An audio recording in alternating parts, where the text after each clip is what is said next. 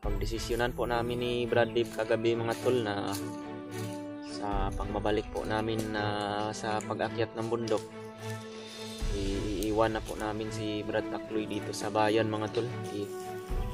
Hindi ko po yan makakalimutan po. Terus. Yun po mga tol. Isang mapagpalang hapon po o magandang hapon po sa inyong lahat dyan. Lalo na po sa mga kababayan nating mga OFW. Maraming salamat po talaga sa wala niyong sawang pagsuporta po sa amin sa Team Pogi po. At update ko po kayo mga tol dito sa kaganapan din namin ngayon ni Brad Dave dito po sa lugar po ng lolo po ng kanyang asawa mga tol. At nag-live po ngayon si Brad Dave mga tol. At baka bukas siguro mga tol o mamaya, hindi lang po namin sasabihin kung anong oras, ibabalik akyat na po kami sa bundok mga tol. At nandito pa rin po mga tol, kasama ko pa rin po si Brad Takloy at si Brad Dave, nagla-live po siya. At yung batang babae naman po mga tol, hindi na po namin na-update ni Brad Dave dahil hinatid po namin sa kanila mga tol. At pinuntahan po namin kanina mga alas 9 po ng umaga. I-update po sana namin kayo mga tol ba. Ngunit pagpunta po namin doon, wala po sila doon. Dahil sabi po ng kapitbahay nila mga tol, nagbalik na po daw sa pag-aaral. Tapos yung mga magulang din po ng babae, batang babae, nagtatrabaho din po daw sa bukid. Pumunta daw sa kanilang mga ngayon magsasaka po kasi yung mga magulang ng bata mga tol. Kaya po hindi na lang po namin hinanap, baka makadisturbo din po kami sa trabaho nila. Magpapasalamat naman po sila sa amin mga tol. Umiyak po sila sa harapan namin ni Brad Dave nung nahatid po namin yung anak nila. At kahapon po mga tol, karawan po ni Brad Dave. At yung pasalamat naman din po namin na okay po ang mga kaganapan din po dahil kahit malit lang po yung handaan ni Brad Dave mga tol, ang importante lang po sabi niya malusog lang po daw yung pangangatawan niya at yung matatag daw yung kalusugan ng kanyang asawa at anak. Malaki na po daw yung blessing para sa kanya mga tol. At sabi ko naman din po ay tama din po yung sinabi niya mga tol. At napagdesisyonan po namin ni Brad Dave kagabi mga tol na sa pagbabalik po namin na sa pag-akyat ng bundok, iiwan na po namin si Brad Takloy dito sa bayan mga tol. Ihatid po namin siya sa kanila mga tol. Kami na lang po ni Brad Dave ang babalik po sa pag-akyat ng bundok dahil napag-usapan din po namin ni Brad Dave kung ano yung nakakabuti kay Brad Takloy mga tol.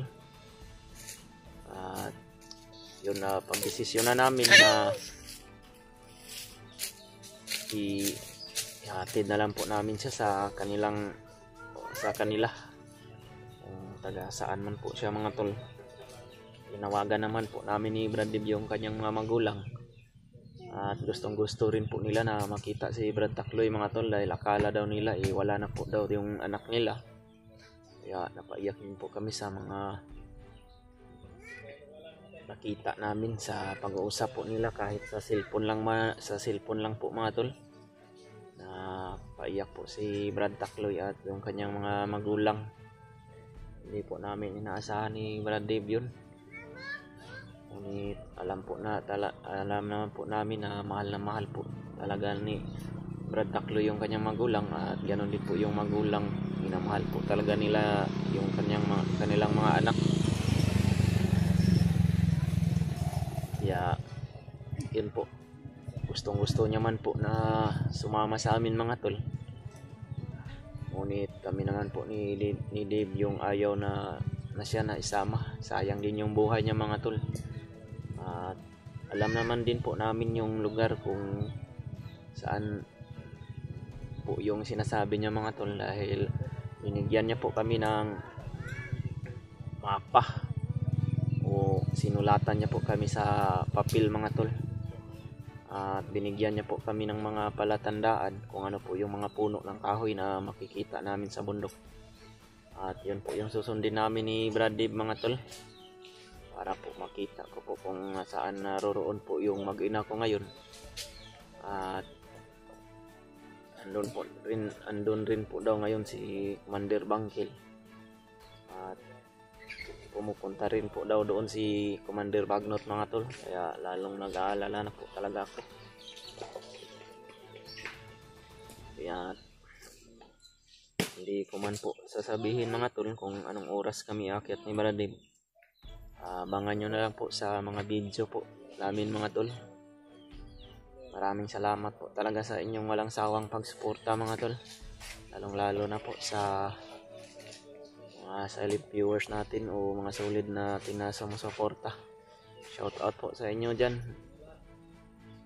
lalong lalo na kay Ate Chi Chakera at Nanay Bibit at kay Ate Milicio, Ate Rosalia Milicio Katod. Shout out po sa inyo dyan ma'am, at sa lahat din po ng nagbigay din po ng blessing sa amin ni Brad Dave. Maraming salamat po talaga. Hindi ko naman po mabanggit yung pangalan ninyo, ngunit alam nyo naman po kung sino kayo. Maraming salamat po talaga sa inyo. Yung God bless na lang po sa inyo, at ingat po kayo palagi sa inyong trabaho mga tol. Sana po ay nasa magandang kalusugan po palagi ang inyong mga katawan. At andito po rin pala yung yung asawa ni Brad Dave mga tol, na si Dimple, at yung anak niya na si Cyrus. At naalala ko talaga yung anak ko pag nakakita ako ng mga bata mga tol.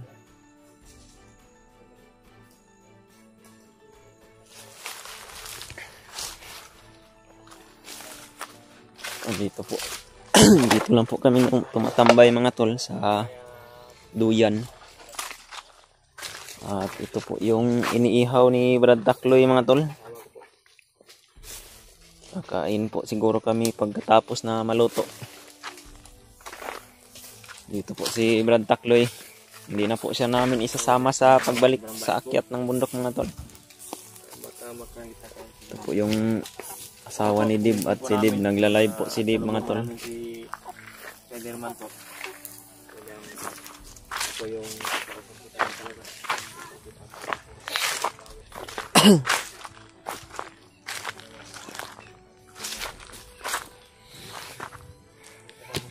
At dalangin din po namin mga tol na okay lang po sana yung kalagayan ngayon ng mga kasama namin sa bundok, dahil nakita po talaga namin yung mga video nila na nagkahiwalay po sila, lalong lalo na po si Kuya Buds.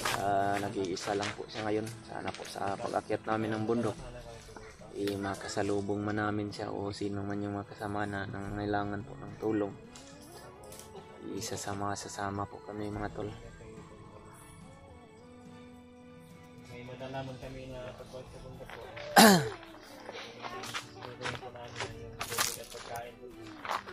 At nakahanda na po kami ni Brad Dave mga tol. Bili na po namin yung mga kailangan namin, kahit kunti lang po yung nabili namin. At least kakuha na din yun ng mga ilang araw mga tol, dahil mahal na din po yung mga bilihin ngayon. Kaya sana po mga tol ay maraming salamat po talaga sa wala niyong sawang pagsuporta sa amin. Ito po yung anak ni Brad Dave mga tol, si Cyrus. Anak ko po, Cyrus. Hi ka.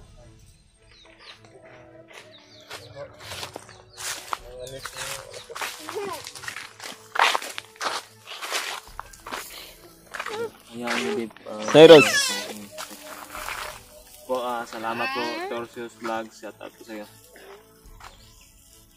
Hindi ko po yan makakalimutan po. Terus. Pero ito, ay yan yung importante talaga. Doon ka sa bundok.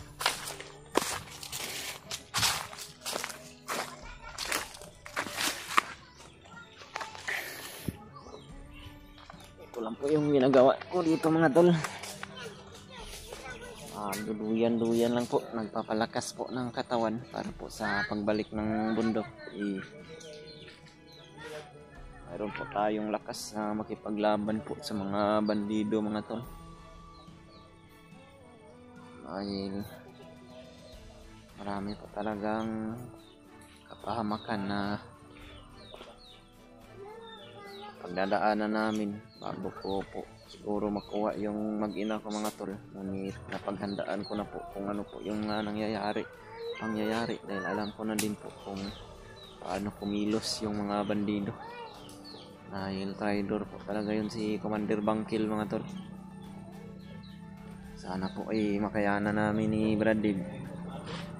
At dalangin din po namin mga tol na makakita po kami ng mga kasamahan namin na makakatulong po sa amin.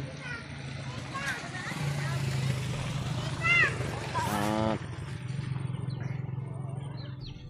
sana po mga tol tulungan nyo din po kami ni Brad Dave sa pagdadasal po na maligtas ko po talaga yung mag-ina ko dahil sobrang namimiss ko na po talaga sila mga tol. Kanina po mga tol nakababa po kami ni Brad Dave ng bayan at nakapagupit po kami. Siniguro po namin na magupitan po yung buhok namin. Dahil baka matagalan po kami sa pagbaba, hindi po kami magmumukhang matanda dahil pag tumaas na yung buhok natin mga tol parang magiging matanda na po talaga yung mukha natin.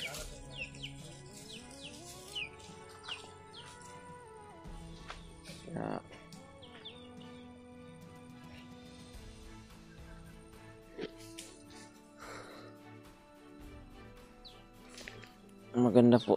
maganda rin po yung lugar nila Brad Dave dito mga tol.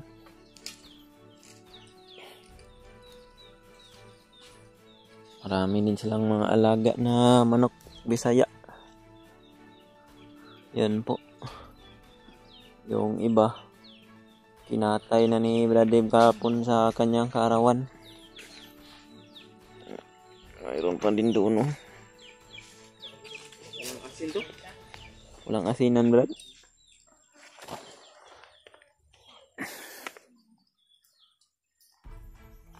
Wala tayong kanin, Brad.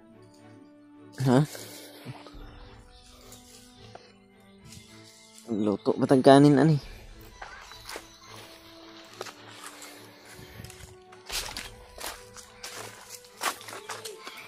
Natambok kaya ba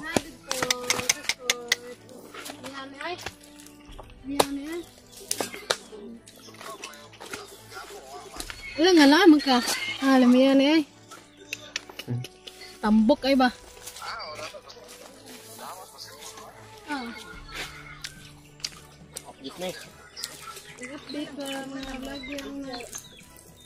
Mana kag live dak?